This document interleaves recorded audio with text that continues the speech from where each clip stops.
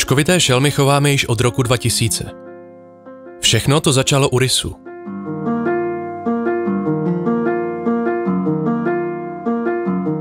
Následně přicházely další šelmy. Lvy,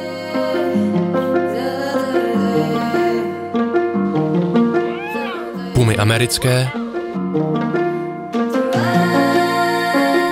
tygři,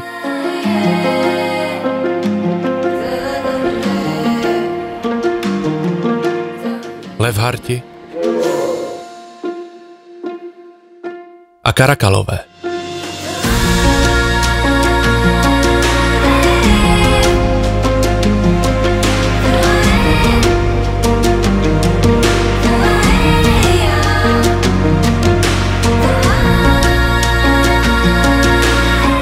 V současné době se tu nachází okolo 30 kočkovitých šelem.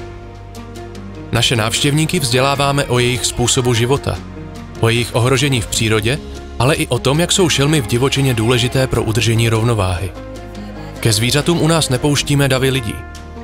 Máte však možnost si zde zarezervovat komentovanou prohlídku. Kromě zajištění bezpečnosti návštěvníků a klidu zvířat se tak s vámi můžeme podělit o spoustu zajímavých informací a zodpovědět vám vaše dotazy. Využijte prosím rezervačního systému na našich webových stránkách kočkovitešelmy.cz. Díky vašim návštěvám můžeme pravidelně rozšiřovat výběhy pro naše zvířata. Jejich spokojenost je pro nás na prvním místě. Děkujeme za přízeň a těšíme se na vaši návštěvu.